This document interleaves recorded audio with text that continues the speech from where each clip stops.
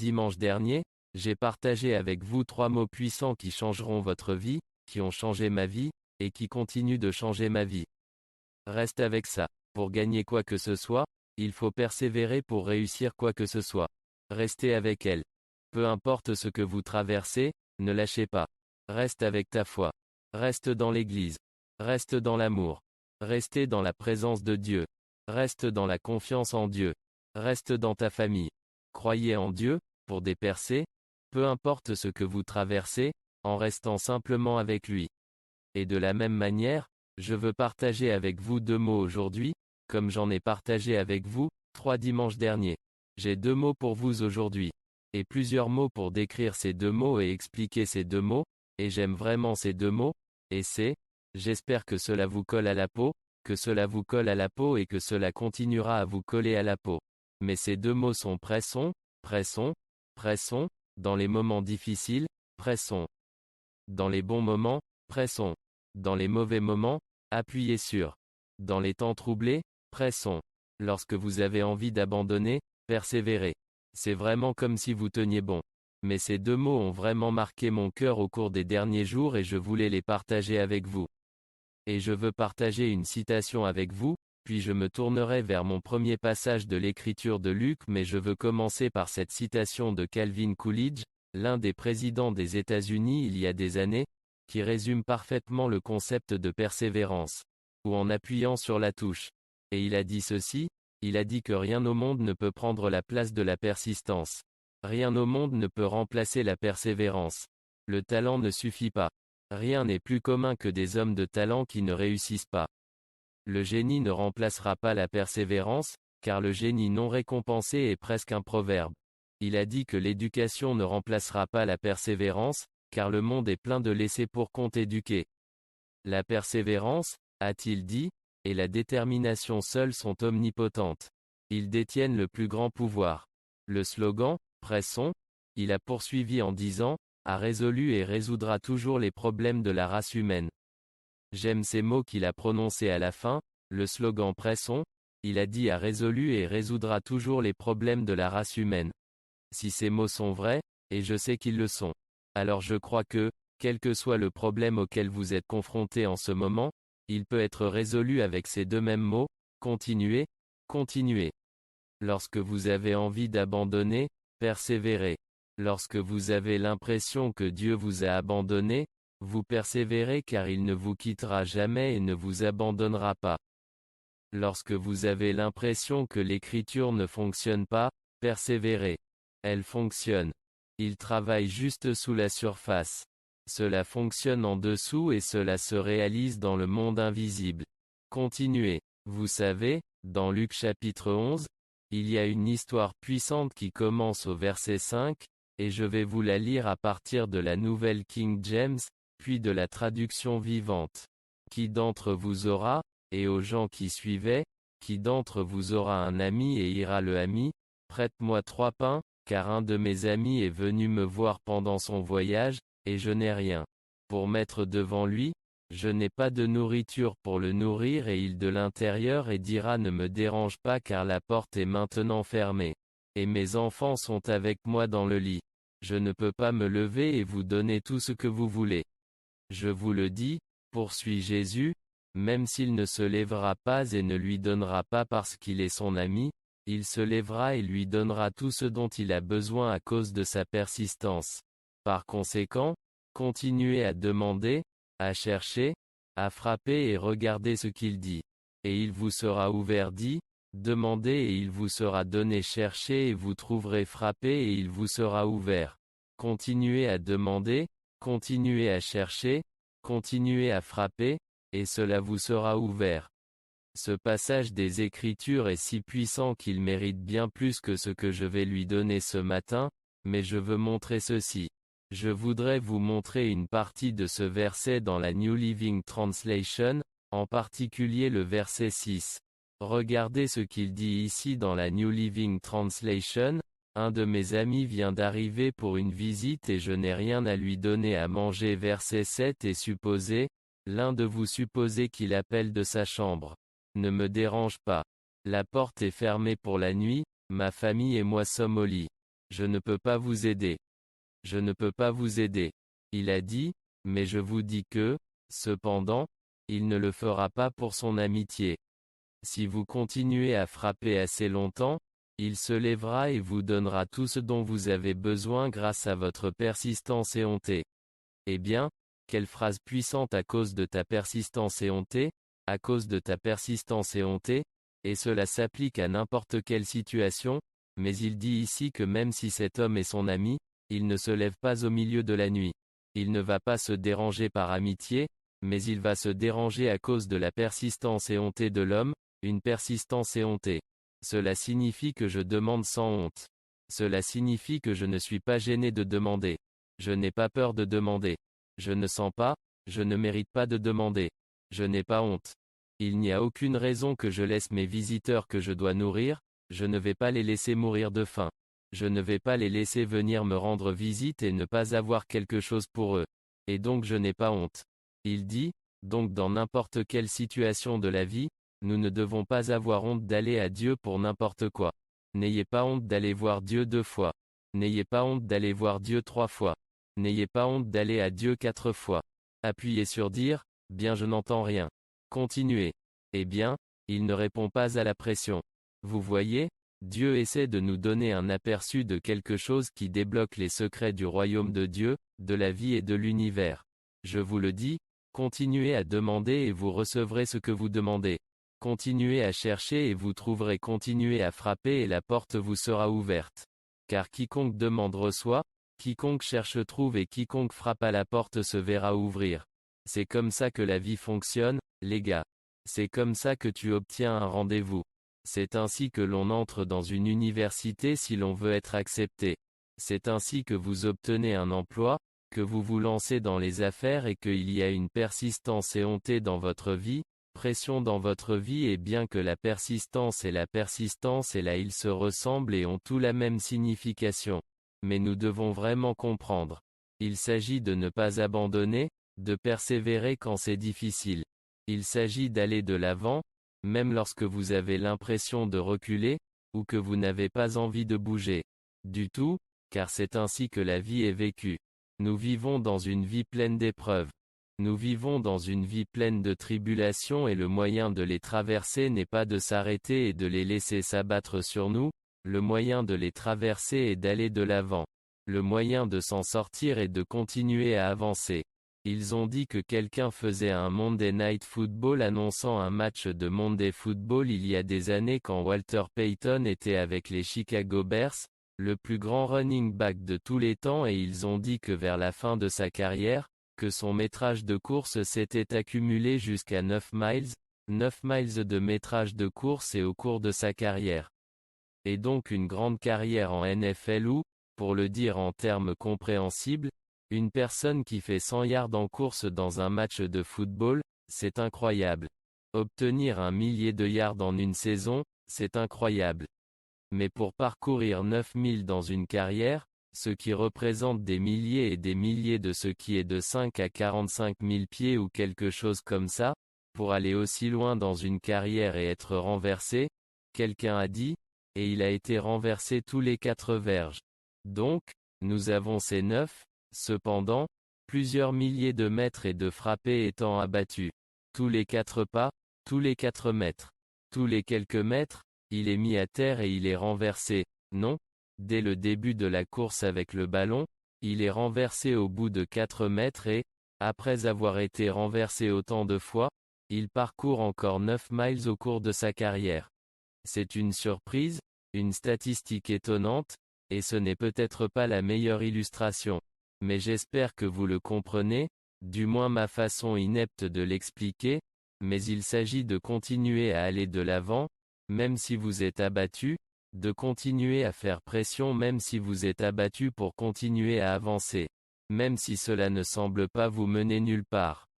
Maintenant, il est évident que des ajustements sont nécessaires dans nos vies, où nous faisons des ajustements à mi-parcours, si nous frappons aux mauvaises portes, mais le fait est que si vous continuez à frapper, vous finirez par frapper aux bonnes portes. Si tu es sorti, si tu continues à demander, tu finiras par poser les bonnes questions, Si tu continues tu finiras par trouver les bonnes et donc je pense que ce concept de persévérance est quelque chose que je veux imprégner dans ma vie, et je veux qu'il imprègne aussi la vôtre. Dans Luc, chapitre 21, verset 19. Jésus a dit, par votre patience, vous posséderez vos âmes par votre patience. Vous posséderez vos âmes. Il ne s'agit pas de salut, mais le mot la patience est le mot endurance, ou le mot persistance, ou persévérance. Par votre persévérance, vous posséderez vos âmes. Cela signifie que vous aurez le contrôle de votre vie. Par la persistance, par la persévérance, par la patience. Vous aurez le contrôle de votre vie. Posséder votre âme signifie que le temps ne la possède pas. Les problèmes ne la possèdent pas. Les gens ne le possèdent pas. Les démons ne le possèdent pas. Ce qui possède votre âme, c'est vous. Vous possédez votre âme par la patience. Vous vous possédez. C'est grand comment? Si vous vivez une vie où rien de ce que font les gens ne peut contrôler vos émotions. Rien de ce que fait quelqu'un ne peut vous manipuler. Rien de ce que fait quelqu'un ne peut vous faire sentir que vous devez faire quelque chose, que vous êtes obligé par la manipulation ou le contrôle de quelqu'un. C'est formidable de posséder sa propre âme, d'avoir de la patience et de l'endurance, et de rester dans cette voie jusqu'à ce que tu vois les fruits de ta victoire. Jésus a payé pour notre victoire, mais Dieu veut que nous voyions les fruits de notre victoire, et cela se produit en endurant des temps difficiles, en endurant des personnes difficiles, en endurant un passé difficile. Ces trois choses sont vraiment ce que nous devons endurer, et ce sur quoi nous devons persévérer. Nous devons persévérer dans les moments difficiles. Nous devons persévérer face aux personnes difficiles. Quand on persévère, quand on est confronté à un passé difficile. Nous avons tous un passé qui a été difficile. La plupart. Beaucoup d'entre nous ont un passage difficile. Beaucoup d'entre nous ont souffert dans le passé et nous devons endurer cette douleur pour arriver de l'autre côté. Nous devons supporter les personnes difficiles et apprendre à posséder notre âme, à être patient et à persévérer même face à des personnes difficiles, que ce soit dans votre famille, votre travail, votre entreprise. Nous allons tous avoir des personnes difficiles dans nos vies, et nous devons endurer ces relations qui sont difficiles. N'abandonnez pas, ne démissionnez pas. Ne vous débarrassez pas des gens parce qu'ils sont difficiles, ne vous débarrassez pas des gens parce qu'ils représentent un défi. Cela ne signifie pas que vous devez garder tout le monde dans votre vie. Nous devons faire preuve de sagesse quant aux personnes dont nous nous entourons. Le pouvoir de l'association est si important que nous nous associons avec les bonnes personnes, mais nous ne pouvons pas abandonner parce que quelqu'un est difficile. On ne peut pas être des lâcheurs parce que la vie est difficile. Nous ne pouvons pas être des lâcheurs parce que notre passé a été difficile. Nous ne pouvons pas abandonner parce que notre douleur est difficile. Je pense que, si vous regardez ces 2 dernières années, nous avons tous traversé des épreuves et des moments difficiles et devinez quoi? Chacun de nous a un choix à faire. Soit je laisse les temps dans lesquels je vis posséder mon âme, soit je possède mon âme. Je vais laisser les épreuves de ma vie posséder mon âme et la contrôler. Ou je vais posséder mon âme et la contrôler. Nous allons même permettre aux personnes qui nous causent des difficultés dans la vie de contrôler notre âme et de la posséder. Ou je vais le faire, nous allons posséder nos propres âmes. J'espère que cela résonne en vous comme en moi. Le mot endurance dans la langue grecque, est le mot hypomonie, le mot que Jésus utilise ici dans Luc 21-19 par tes patients, ou par ton endurance, possède ton âme. Cela signifie rester sous. Cela signifie endurer, rester même quand vous êtes sous les misères, les adversités, les persécutions, les provocations, dans la foi et la patience envers les choses ou les circonstances. Ce que Jésus sous-entend ici, c'est que les choses de la vie vont devenir difficiles, n'est-ce pas? Et la vie ne va pas toujours être douce. La vie ne sera pas toujours facile. Mais Jésus dit que le secret pour courir et gagner la course est l'endurance.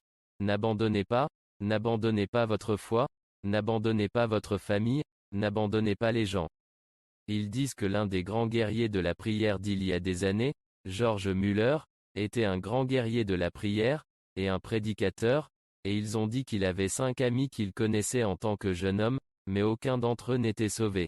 Il a donc prié pour eux tous les jours. Il a dit qu'après environ 5 ans, le premier a été sauvé. Après 10 ans, le deuxième a été sauvé et le troisième a été sauvé. Après 20 ans, le quatrième a été sauvé, quelque chose comme ça, mais le cinquième Ce n'est que juste avant sa mort. Et il avait prié pour cet homme pendant presque 50 ans. Et finalement, ce 5e homme a été sauvé. Pourquoi? Parce que George Muller a persisté dans la prière. Il a continué à demander, il a continué à frapper, Jésus, sauve cet homme. Et si on s'arrêtait maintenant? Et nous avons pensé aux personnes dans nos vies dont nous ne sommes pas sûrs qu'elles iront au ciel. Et si nous nous arrêtions un instant et que nous étions prêts à prier et ne pas s'arrêter, prier. Priez pour eux tous les jours jusqu'à ce qu'ils soient. Vous avez un être cher? J'ai des êtres chers qui, je le crois, sont en sécurité. Prions ensemble maintenant, pour les membres de ces familles. Ces êtres chers. Père, nous te remercions d'avoir dit que pouvions tout demander au nom de Jésus. Donc, nous demandons les âmes de nos proches. Nous demandons le salut de nos proches, le salut de leur âme, qu'ils soient sauvés, qu'ils renaissent, qu'ils envoient la bonne personne croiser leur chemin. Seigneur, si nous ne sommes pas la bonne personne, envoie quelqu'un d'autre. Si nous sommes la bonne personne, envoyez-nous. Ouvrez la porte qu'aucun homme ne peut fermer dans le cœur de nos frères, de nos sœurs, de nos pères, de nos mères, de nos fils et filles, de nos tantes, nos oncles, nos nièces, nos neveux, nos amis, nos travailleurs, notre entreprise. Les gens sont des patrons au travail. Qui que ce soit. Nous croyons car nous n'allons pas cesser de prier. Seigneur. Jusqu'à ce qu'ils soient sauvés. Nous n'allons pas cesser de frapper jusqu'à ce que la porte de leur salut soit ouverte. Nous n'allons pas arrêter de demander ce qu'ils soient nés de nouveau. Nous ne cesserons pas de chercher jusqu'à ce qu'ils fassent partie de la famille de Dieu, au nom de Jésus. Et, ça a marché pour George Muller, ça peut marcher pour vous. Si ça a marché pour, eh bien, tant de gens. Martin Luther King a dit ceci. Il a dit que si tu ne peux pas voler, alors cours. Si tu ne peux pas courir, alors marche. Si tu ne peux pas marcher, Martin Luther King, dit, puis rampe. Si vous ne pouvez pas ramper, quoi que vous ayez à faire, faites quelque chose pour continuer à avancer. Vous voyez tout ce concept de ne pas abandonner, d'être persistant. Cela va changer votre vie. Cela va changer le monde. Et là, nous avons de nombreuses histoires dans les Écritures qui montrent comment cela change nos vies, et nous avons de nombreuses histoires dans l'histoire qui montrent comment cela change le monde.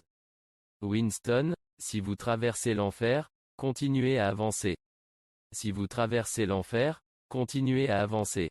J'aime cette citation parce qu'elle me rappelle le psaume 23, verset 4, où David dit, « Si je marche dans la vallée de l'ombre de la mort, je ne crains aucun mal, car tu es avec moi. » J'aime ce qu'il dit là, que Dieu est avec nous, et que cela vaut tout. Mais il y a quelque chose de très puissant dans la façon dont il décrit comment il traverse la vallée de l'ombre de la mort. Il s'en sort numéro 1, bien sûr parce que Dieu est avec lui. Mais la deuxième raison pour laquelle il traverse la vallée de l'ombre de la mort est qu'il continue à marcher. Il ne dit pas quand je marche dans la vallée de l'ombre de la mort. Je me suis assis et j'ai fait une pause pour regarder la mort. Il dit, même si je traverse, je traverse, je traverse, je traverse, je traverse en ce moment, il y a quelque chose que vous traversez et Dieu veut que vous traversiez, traversiez, traversiez. Ne le fuyez pas, ne l'ignorez pas. Ne prétendez pas qu'elle n'est pas là. Continuez à marcher. Continue de marcher à travers elle. Marchez dans la vallée. Le seul moyen de traverser la vallée, c'est la marche, le seul moyen de s'en sortir, ce sont les jambes. Continuez à avancer. Tu dois continuer à aller de l'avant. Tu dois continuer à marcher dans la vallée de l'ombre de la mort. Il y a que tu ne t'assieds pas là. On n'y fait pas de camping. On n'y construit pas une maison. On n'y trouve pas d'appartement. On n'y construit pas de tente. On ne s'y couche pas sur un rocher, on continue à marcher. Et quand tu y arriveras, tu t'en sortiras. Vous arriverez de l'autre côté parce que vous ne vous arrêtez pas de marcher.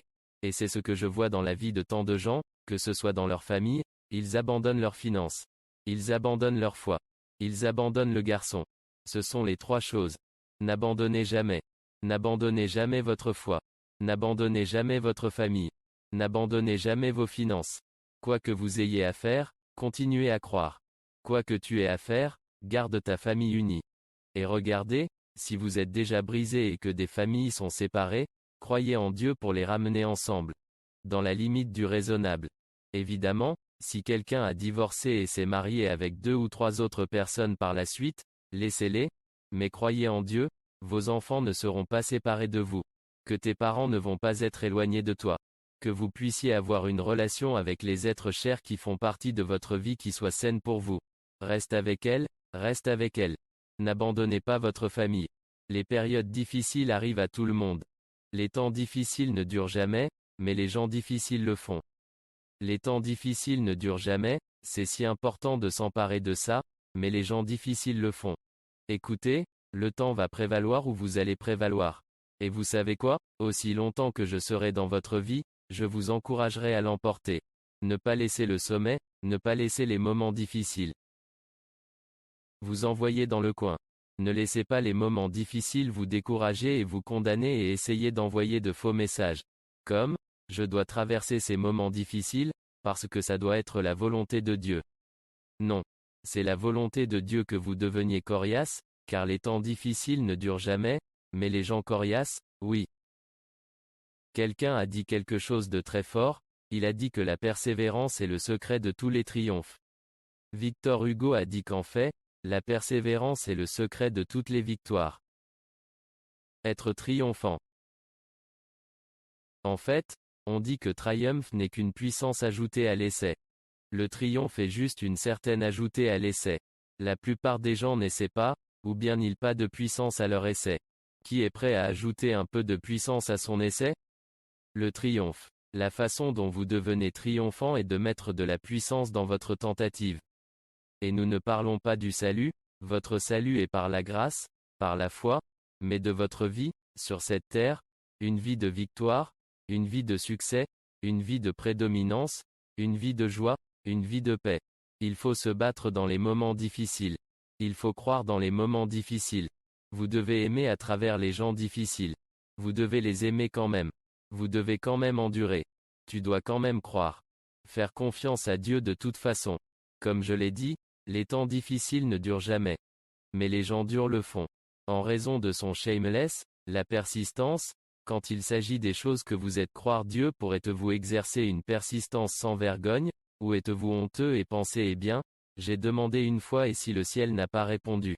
Donc j'aurai un peu honte je serai gêné de demander à nouveau.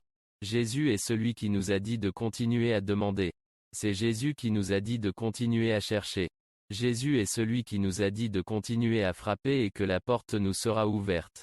Mon garçon, si vous sortez de ce service aujourd'hui, d'où que vous regardiez, sortez avec cette pression, sortez avec ça. Continuez à demander, continuez à frapper. Continuez à chercher. Il y a quelque chose de très puissant dans ce genre de persévérance. Il y a quelque chose de très libérateur à savoir que lorsque vous êtes confronté à un moment difficile, d'autres l'ont fait et s'en sont sortis. D'autres ont continué à marcher, vous continuez à marcher aussi. Tu sais, Wilma n'a pas eu beaucoup de chance dans la vie. Elle a eu la polio et sa jambe gauche était tordue et son pied était tordu vers l'intérieur. Elle a donc dû porter un appareil orthopédique. Peut-être que beaucoup d'entre vous ont entendu parler de cette grande femme. Après 7 ans de thérapie douloureuse, elle pouvait marcher sans son appareil dentaire. À l'âge de 12 ans, Wilma a essayé de faire partie de l'équipe de basketball des filles, mais elle n'a pas été retenue. Déterminée, elle s'est entraînée tous les jours avec une petite amie et 2 garçons. L'année suivante, elle a fait partie de l'équipe. Quand un entraîneur d'athlétisme l'a vue à un match, il l'a convaincue de le laisser l'entraîner comme coureuse. À l'âge de 14 ans, elle avait dépassé les sprinteurs les plus rapides des États-Unis. En 1956, Wilma a fait partie de l'équipe olympique américaine, mais elle n'a pas été très performante. En fait, elle a dû faire face à une amère déception. Mais au lieu de baisser les bras et d'abandonner, cela l'a motivée à travailler plus dur pour les Jeux olympiques de 1960 à Rome et là, comme vous le savez, Wilma Rudolph a remporté 3 médailles d'or, le plus grand nombre de médailles jamais remportées par une femme à l'époque. De quoi s'agit-il? On continue. Qu'est-ce qu'une histoire de persévérance éhontée? Qu'est-ce que c'est qu'une histoire de persévérance? Ou que diriez-vous de ce changement de monde? Il a échoué dans les affaires à l'âge de 22 ans. Il se présente à la législature et est battu à l'âge de 23 ans, il échoue à nouveau dans les affaires à l'âge de 24 ans, il est élu à la législature à l'âge de 25 ans, à l'âge de 26 ans, sa petite amie meurt. Il a fait une dépression nerveuse à l'âge de 27 ans. Il est battu en tant que président du Congrès à l'âge de 29 ans, battu en tant qu'électeur du Congrès à l'âge de 31 ans, battu en tant que membre du Congrès à l'âge de 34 ans. Élu au Congrès à l'âge de 37 ans, battu au Congrès à l'âge de 39 ans. Défaite au Sénat à l'âge de 46 ans, défaite à la vice-présidence à l'âge de 47 ans, défaite au Sénat à l'âge de 49 ans. Mais élu président des États-Unis à 51 ans, qui était-il? Abraham Lincoln. Personne d'autre que, qui plus tard sera l'auteur de la proclamation d'Emancipation. Pourquoi? Comment cette percée a-t-elle eu lieu? C'est parce que quelqu'un a persévéré, quelqu'un a continué. Quelqu'un n'a pas abandonné. Quelqu'un ne prenait pas le non pour une réponse, ne prenait pas le non pour une réponse, voyait l'échec comme une opportunité plutôt que l'échec comme une identité. Il voyait l'échec comme une opportunité plutôt que l'échec comme une identité. Si vous cessez de vous considérer comme un raté et que vous vous rendez compte que l'échec fait partie du succès et que c'est en échouant et en tombant parfois que vous y arriverez. Et ce n'est pas grave tant que vous apprenez à échouer en avant plutôt qu'en arrière. Apprenez quelque chose de ce que vous avez échoué, apprenez quelque chose de ce qui n'a pas fonctionné dans votre vie. Apprenez quelque chose pendant les temps de retard, entre le temps, vous demandez à Dieu, et le temps qu'il se montre entre le temps, vous demandez à Dieu dans le temps, il se montre bien-aimé. Écoutez. Dieu répond à la prière et sa réponse à ses promesses est toujours oui. Alors qu'est-ce qui n'est pas? Qu'est-ce qui empêche la réponse à ces prières de se manifester dans nos vies? C'est parce que nous abandonnons, parce que nous demandons et que nous n'obtenons pas de réponse, alors nous ne demandons plus. La honte nous fait honte, et la honte nous pousse à ne pas vouloir continuer à demander, mais si vous continuez à demander, vous recevrez. Si vous continuez à chercher, vous trouverez. Si vous continuez à frapper, la porte vous sera ouverte. C'est la beauté de la pression. Ça marche. C'est la beauté de la persévérance. Je ne sais pas pourquoi l'univers de Dieu est configuré de cette façon, peut-être parce que l'univers a besoin que vous grandissiez, et a besoin que vous développiez un certain caractère et que vous développiez pour développer une certaine adhésion. Pour que vous n'abandonniez pas si facilement, que les choses ne vous tombent pas dans les mains et que vous les perdiez, mais que vous appreniez à les utiliser et que vous persévériez. Je vous en ai parlé la dernière fois, mais ils ont fait une étude, la plus grande étude jamais faite sur les millionnaires. 80 à 90% de toutes les personnes qui étaient millionnaires. C'était un travail dur, sur une moyenne de 28 ans avant qu'ils ne finissent par devenir millionnaires. 90-180 à 100 de ces personnes ont fait des recherches aléatoires de sorte que cela signifie quelque chose en elles, elle a révélé un modèle. Que 80 à 90% d'entre eux venaient de familles de la classe moyenne ou d'une classe inférieure à la classe moyenne. Et ils sont devenus millionnaires en travaillant dur, en persistant, en persévérant. Ainsi, que ce soit notre foi qui nous pousse à croire, pour notre guérison, nous nous efforçons de croire pour la manifestation d'une prière. Nous prions, nous insistons pour croire que nous allons trouver cette personne que nous désirons dans nos vies pour un partenaire dans la vie. Nous allons créer l'entreprise dont nous avons toujours rêvé. Qu'est-ce qui va nous y conduire? C'est presser le pas, c'est croire en tout cas. Alors, que ce soit au niveau de votre foi, qu'il s'agisse de vos finances, qu'il s'agisse de votre famille. C'est pressons. Le secret est de presser, presser, presser. J'aime le concept de presser sur, c'est un peu le double sens de pressons. Pressons signifie aller de l'avant, peu importe ce qui se présente contre vous et continuer. Appuyez sur le bouton marche. Ça veut aussi dire commencer. Il y a quelque chose dans le fait d'appuyer sur le bouton marche. Il y a quelque chose dans le fait de commencer. La plupart des échecs sont dus au fait que les gens ne commencent jamais. La plupart des échecs sont dus au fait que les gens n'essaient même pas, et c'est pourquoi, que ce soit dans les affaires, dans un nouvel emploi, dans les finances, dans la foi, et en croyant Dieu pour quelque chose que vous n'avez jamais cru. Peut-être que vous avez grandi et que vous n'avez jamais entendu qu'il y a des promesses dans la Bible concernant votre santé, les promesses dans la Bible concernant vos finances, les promesses dans la Bible concernant votre famille. Ils sont tous sauvés. Il y a dans la Bible des promesses de vous, de prospérer, de réussir et d'avoir assez pour chaque situation. Il y a des promesses dans la parole de Dieu et peut-être avez-vous grandi sans connaître ces choses. Peut-être saviez-vous simplement que le salut était la seule promesse qui était garantie, Mais il y a tant d'autres promesses dans la parole de Dieu et il n'est pas trop tard pour apprendre ces promesses et continuer à les expérimenter. Tant de gens abandonnent avant la manifestation et comme je l'ai dit la dernière fois. Le bambou chinois ne pousse pas avant 4 ans, une fois qu'il a été planté, cultivé, arrosé et qu'il a l'exposition au soleil dont il a après 4 ans, il n'a toujours pas poussé au-dessus du sol. Mais la 5e année, il pousse de 80 pieds en 6 semaines. Comment cela est-il possible? Parce que c'est ainsi que Dieu a créé la vie. C'est comme ça que Dieu a créé l'univers, les choses grandissent lentement. On ne devient pas riche du jour au lendemain. Vous pouvez devenir riche lentement et je ne veux pas dire riche dans le sens de la cupidité. Écoutez, les gens, on a dépassé ça. Je parle de si vous voulez accumuler de la richesse, vous le faites lentement, pas rapidement. Cela ne se fait pas du jour au lendemain. Rien ne se passe du jour au lendemain, sauf que vous devez vous reposer pendant la nuit. Et la graine va pousser petit à petit et apprendre ce modèle. Tout d'abord, commencez, mais apprenez aussi schéma de l'évolution dans la Bible. Ce n'est pas que nous avons évolué à partir de singes. Ce n'est pas que nous avons évolué à partir de singes. Ce n'est pas l'évolution dont je parle. Je parle de cette évolution dans Philippiens chapitre 3, verset bien pour commencer, regardons le verset 13. Il dit, même s'il a dit frère, je ne me considérerai pas encore comme l'ayant saisi.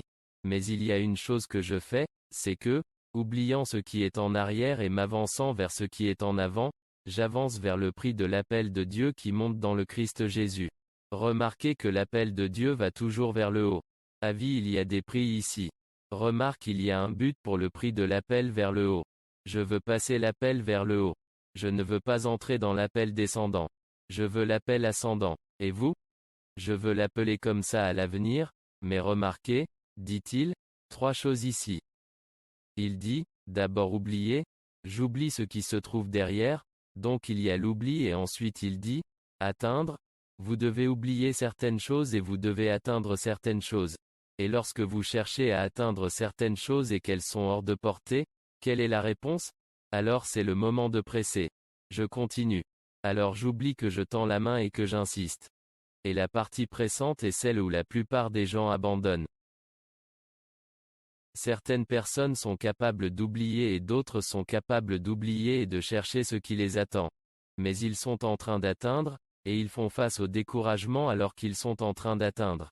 Et ils ont affronté des démons pendant qu'ils y parvenaient, ils ont affronté la dépression pendant qu'ils y parvenaient, ils ont affronté la détresse pendant qu'ils y parvenaient, ils ont affronté le désespoir pendant qu'ils y parvenaient et ils ont affronté les obstacles. Ils arrêtent de presser. David a dit que j'aurais désespéré dans le psaume 27, verset 13. J'aurais désespéré si je n'avais pas cru que je verrais la bonté du Seigneur sur la terre des vivants. Cette foi qui croit que vous verrez la bonté du Seigneur est ce qui vous pousse à persévérer même lorsque vous êtes désespéré, à persévérer même lorsque c'est difficile, à persévérer même lorsque c'est un défi. Notez donc ces 3 étapes en oubliant. Ensuite, il faut passer à l'action, puis à la pression. La pression est toujours ce qui vous permettra d'obtenir ce prix et de franchir la ligne d'arrivée. Vous allez devoir apprendre à persévérer. Il y aura beaucoup de raisons pour que vous abandonniez vous-même. Il y aura beaucoup de raisons pour que vous abandonniez votre famille. Continuez. Il y aura beaucoup de raisons pour que vous abandonniez votre église. Continuez. Eh bien, ne va plus à l'église. Ne participez pas en ligne, ne participez pas en personne. Tu sais, tu n'as plus besoin de ça. Nous sommes arrivés jusqu'ici. Je ne l'ai fait qu'à cause de l'église. Je n'ai réussi que grâce au peuple de Dieu, que grâce aux promesses de Dieu. Je ne suis arrivé si loin dans la vie que parce que j'ai fait partie d'une famille d'église, pressons. Quelqu'un te brûle, appuie sur le bouton. Quelqu'un t'a blessé, continue. Quelqu'un a menti sur toi, t'a trahi, appuie sur le bouton. Il ne sert à rien de s'asseoir et de pleurer sur ce sujet. Vous pouvez pleurer pendant 1 minute, mais ensuite, relevez-vous et continuez. Encouragez-vous dans le Seigneur. David était critiqué par tous les soldats qu'il avait formés. Et la Bible dit qu'ils voulaient tous le lapider après avoir vu ce qui était arrivé dans leur vie à cause d'une décision prise par David de les emmener au combat. Et leurs maisons ont été prises, brûlées et leurs familles ont été enlevées et David allait, vous savez, il était accablé de désespoir et de détresse. Il a dit qu'il était très angoissé parce que le peuple a parlé de le lapider dans le 1er Samuel 30 verset 6. Car tout le peuple était aigri, chacun à cause de ses fils et de ses filles, mais David s'encourageait. Oh, si vous pouviez voir ce mot pour ce qu'il est, je crois que c'est dans le King James où il dit il s'encouragea, David s'encouragea. Une traduction dit qu'il s'est fortifié, mais ici il s'encourage. En d'autres termes, il arrive que les bonnes personnes ne soient pas là pour vous encourager. Et vous devez vous encourager. Vous devez vous dire que tout va bien se passer. Tu dois te dire que Dieu est de ton côté. Vous devez vous dire que vous allez y arriver. Vous devez vous dire que cela vaut la peine d'aller de l'avant. Il faut parfois s'encourager, parfois se renforcer, et il faut simplement s'entourer d'encouragement. Même si vous devez le faire seul. Heureusement, nous avons une famille d'église par laquelle nous pouvons être encouragés et dans laquelle nous pouvons être encouragés, mais la réponse à notre problème est de persévérer. La réponse réside dans la persévérance. La réponse réside dans le fait de ne pas abandonner. La réponse réside dans oublier, atteindre, presser. D'abord la lame, Marc 4, 27, d'abord la lame, puis la tête, puis le grain mûr dans la tête. Je vous écris, les enfants. Je vous écris, jeune homme. Je vous écris, mon père. Vous voyez donc qu'il y a une progression. Il s'agit d'une progression évolutive. Nous devons nous y tenir. Nous devons persévérer pour. Nous allons voir les résultats. Nous allons voir la moisson. Nous allons connaître des succès, mais nous ne pouvons pas abandonner. Nous devons y rester. Nous devons rester avec elle. Nous devons continuer. Appuyez sur le bouton. Et, réalise que Dieu n'est pas pressé. Il ne faut donc pas être pressé. Continuez à avancer. Pourquoi? Parce que c'est le moment, non? Et vous êtes programmé pour une réunion et Ecclésiaste 3, 11 dit que, il fait toute chose belle fait chaque chose belle en son temps. La saison du Galate 6 dit, nous avons parlé de cela la semaine dernière, le temps du vous est dû. Vous avez un rendez-vous et si vous persistez et continuez à aller de l'avant, vous allez rencontrer le dû. Et quand je dis en temps voulu, je veux dire que vous allez rencontrer la saison en temps voulu. Cette chose va devenir belle en son temps. Croyez-le avec moi. Et prions. Père, merci pour chaque personne qui se trouve dans le son de ma voix. Donnez-leur le courage, l'encouragement, l'espoir de persévérer. Laissez-le voir. Cela vaut la peine d'attendre, cela vaut la peine d'insister, cela vaut la peine de persévérer. Cela vaut la peine de persévérer car toutes tes promesses sont oui, et amen. Par la foi et la patience, nous faisons l'expérience de ces promesses et en héritons. Nous te remercions de nous donner l'endurance nécessaire pour y rester et continuer à croire en ton amour, en ta bonté et en tes promesses. Peu importe à quoi ça ressemble, au nom de Jésus. Et avec cela, je veux prier pour tous ceux qui veulent recevoir Jésus-Christ comme Sauveur et Seigneur de simplement prier cette prière à haute voix après moi. Père Céleste. C'est tout. Dis juste ça Père Céleste. J'invite Jésus-Christ dans ma vie comme mon Sauveur. J'invite Jésus-Christ dans ma vie comme mon Sauveur. Je crois que je le dis à voix haute. Je crois que Jésus est mort pour mes péchés et qu'il est ressuscité dès à partir de maintenant. Je suis un enfant de Dieu. Amen. Si vous avez prié cette prière, contactez-moi, écrivez-moi des emails. Envoyez-moi un courrier et contactez-moi. Appelez-nous, faites quelque chose, mais mettez ce livre sur votre écran, Le pouvoir d'une nouvelle vie. C'est mon cadeau gratuit pour que vous puissiez le télécharger partout dans le absolument gratuit. Ce sont les prochaines étapes de ce voyage chrétien. Maintenant, je dois vous lire un verset et je veux vous demander de donner vers notre cœur pour la maison, mais spécifiquement nous sommes concentrés sur la prochaine génération aujourd'hui, et cette écriture dans le psaume, 114 verset 12, et je veux vous lire ceci de la traduction de la Passion. Et délivre-nous ô Dieu délivre-nous. Alors nos foyers seront heureux. Nos fils deviendront des hommes forts et robustes et nos filles des beautés gracieuses et royalement façonnées. Comme, pour un palais, nos granges seront remplies à ras-bord, débordant des fruits de notre récolte. Nos champs seront remplis de moutons et de bovins trop nombreux pour être comptés et notre bétail ne manquera pas de porter ses petits. Nos ennemis n'envahiront pas notre pays et il n'y aura pas de brèche dans nos murs. Quelle félicité nous éprouvons lorsque ces bénédictions tombent. Les personnes qui aiment et servent notre Dieu seront heureuses. En effet, Mon cœur explose de louanges envers toi, Dieu. Maintenant et pour toujours, mon cœur s'incline devant toi, mon roi et mon Dieu, et si vous regardez sur quoi repose toute cette bénédiction et toute cette bonté, tout commence au verset 140, chapitre 144, verset 12, où il dit, Seigneur, délivre-nous. Alors nos foyers seront heureux de nous délivrer de l'abandon, et nos foyers seront heureux de nous délivrer de la peur. Et nos maisons seront heureux. Délivre-nous de la colère et nos foyers seront heureux. Soyez heureux, délivrez-nous de la négativité. Et nos foyers seront heureux. Délivrez-nous de l'angoisse. Et nos foyers seront heureux. Et ce qui se passera quand nos maisons seront heureuses. Dieu veut vous donner un foyer heureux. Nos fils grandiront comme des hommes forts et robustes et nos filles avec une beauté gracieuse et royale comme dans un palais. En d'autres termes, nos fils et nos filles vont aller plus loin que nous. La prochaine génération va aller plus loin que nous. Ils vont être royaux. Ils vont faire l'expérience de cette force, de cette beauté, de cette grâce et de cette stabilité. Et que se passe-t-il quand on a un foyer heureux? Et c'est ce qui se passe quand vous élevez vos enfants dans une famille d'église. Pas seulement vous-même avec une famille d'église, la communauté du peuple de Dieu avec une éducation appropriée. En tant que parents, nous devons nous assurer que nos enfants apprennent les bonnes choses. Même s'ils apprennent des choses à l'école. Nous devons nous assurer qu'ils apprennent la parole de Dieu. Nous devons nous assurer qu'ils apprennent à être gentils. Nous devons nous assurer qu'ils apprennent à faire preuve d'empathie. Assure-toi qu'ils apprennent à être durs et à supporter les moments difficiles, mec. Je veux juste vous encourager à être heureux. La maison commence par un don généreux. Je veux donc que vous donniez à notre cœur pour la maison, car le cœur pour la maison de Dieu se traduit par des résultats dans votre maison. Et c'est ainsi que Dieu fait les choses. Nous prenons soin de la maison de Dieu. Il s'occupe de notre maison. Donnons aujourd'hui pour la prochaine génération. Donnons pour atteindre les jeunes. Donnons vers des foyers heureux.